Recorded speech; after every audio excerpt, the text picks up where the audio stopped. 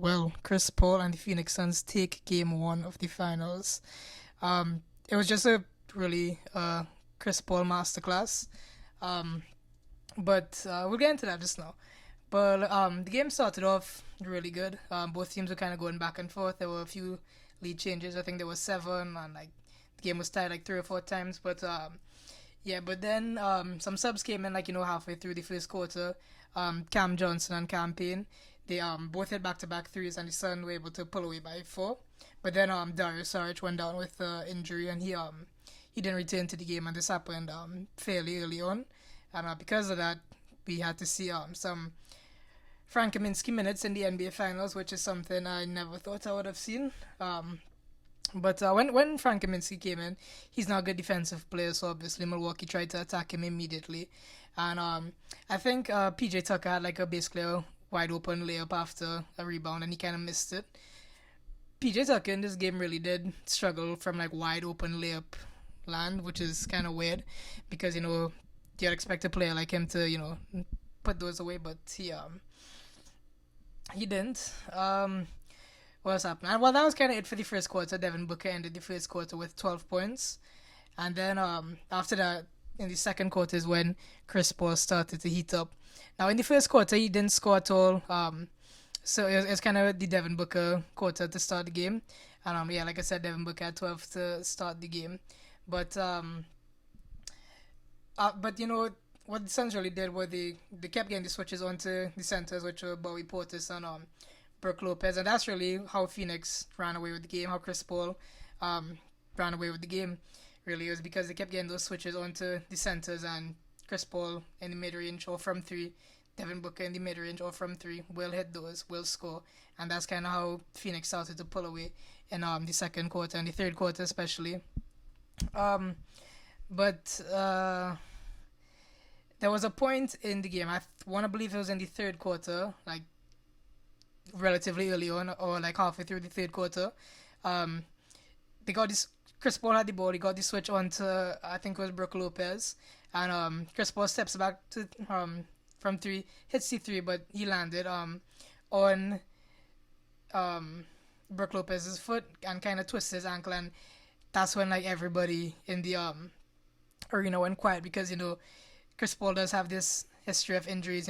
Think back to 2018 when he I can't remember if he tore his hamstring, but he had a hamstring injury, and he went down, and the Rockets ended up blowing a 3-2 lead, and but thankfully he was all right, and he continued to play, and Brook Lopez got charged with a flagrant one, I believe, and yeah, so Chris Paul converts the free throw, makes it a 4 point play, and yeah, he just really starts to get going. Um, Oh, one thing that happened that I didn't even mention yet was the Giannis Antetokounmpo block. I forget who it was. I think it was Jay Crowder on the break. He gave it pass it to Mikael Bridges, and out of nowhere, Giannis comes and just swats it away. Very reminiscent of the LeBron James block in the Game Seven of the 2016 Finals. Yeah. But other than that, Giannis he finished the game with I believe 20 points, 17 rebounds. Kind of below average night from Giannis in terms of scoring. He normally get like 30 points, 15, 16 rebounds, but yeah, he did hit seven of his free throws.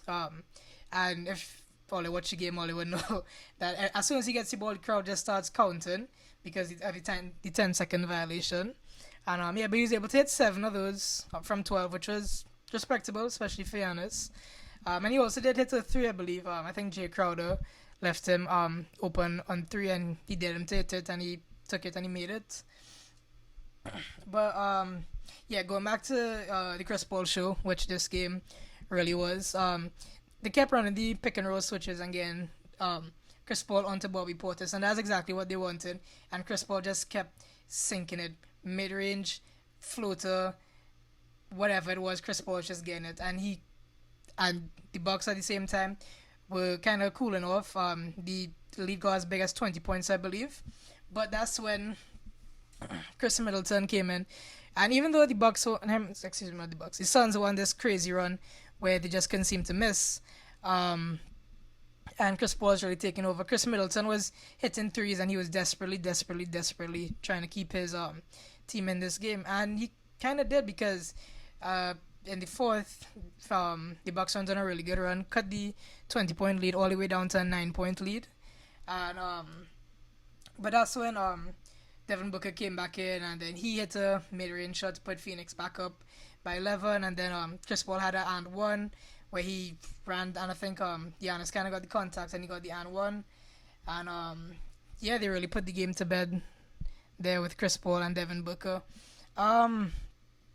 There was a few interesting stats from this game. Chris Paul being the third player to be 36 years and over to have 30 points in the finals.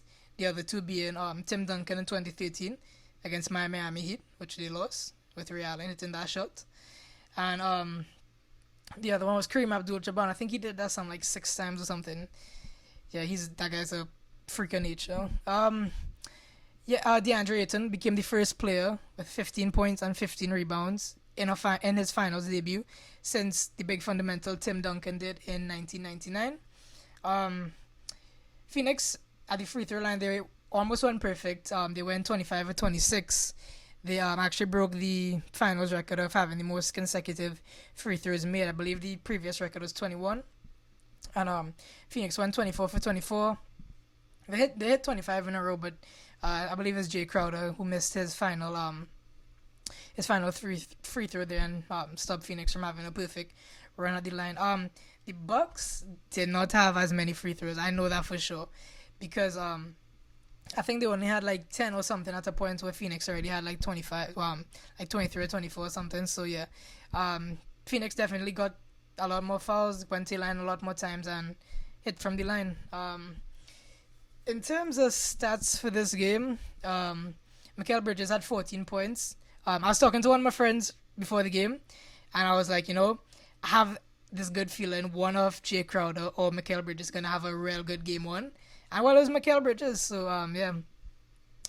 DeAndre Ayton finished with 22 and 19, dominant performance. He continues to just be crazy, crazy dominant throughout these entire playoffs.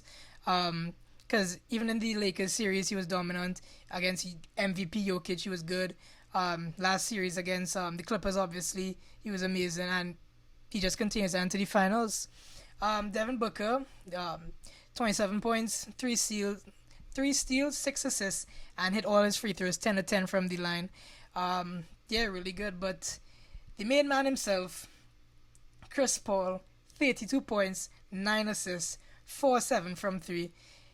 In your finals debut, Chris Paul wants his ring very, very, very bad. And if he continues to play like this, he very well will get his ring because the Phoenix Suns look like they just wanted more. Both these teams are teams that are very high-paced. They always look to get the fast break as soon as they go and force turnovers, pass it up, get a quick 2 points or quick 3 points or something. They are very high-paced teams, and they're also very good defensive teams as well. So that's why I think this final series is very, very interesting. But like I said, Chris Paul definitely, this was his game, the Chris Paul game. Hopefully we have more Chris Paul games throughout the series. And also the bench guys for Phoenix, Cam Johnson, Cam Payne, they both had 10 points. And Cam Johnson did have good defense on Giannis, as well as Torrey Craig, and Jay Crowder as well, because Jay Crowder did face him last year in the bubble with the Heat. So that's good. And interestingly enough, Jay Crowder is the only guy on both teams that has finals experience. Everybody else on both teams, both the Suns and the Bucks, are in the finals for the first time, which is kind of crazy. One thing I didn't mention, when the Bucks went on that run to end, to cut the lead to 9, they took out Bobby Portis and Brook Lopez, and they put Giannis at center, and they gave him like a bunch of shooters. So that way, we'll kind of stop the Chris Paul, Devin Booker switch on to the big man and get the points.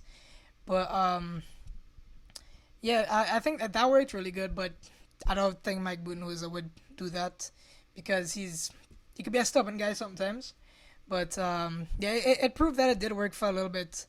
But yeah, that's all I have to really say about that game. Chris Paul and the Phoenix Suns take game 1. Oh, and that Phoenix crowd is super, super loud. Anytime the Suns do anything remotely good, they are always on their feet screaming, and that's just incredible. But yeah, that's all I have to say. Phoenix take game one, 3 games away from winning the championship. Chris Paul, Devin Booker, DeAndre, and all those guys, 3 wins away from winning their first championship. I personally hope they do it, but I won't be too upset if the Bucks end up winning it because there are some players on the Bucks that I do like as well. But yeah, congrats to Phoenix. Huge game from Chris Paul. Um, game two is Thursday, so yeah, I look forward to that. One more thing, nothing basketball related, but big up Emi Martinez. He saved 3 penalties in Argentina game against Colombia. He was fully talking to all them players and getting in their head. You could see he was getting in their head and they had them rattled. But yeah, big up to Emi Martinez. Congrats to Argentina moving on to the finals. They play Brazil. Yeah, that's football. But yeah. Yeah, guys. Thanks for listening. Thanks for watching. Later.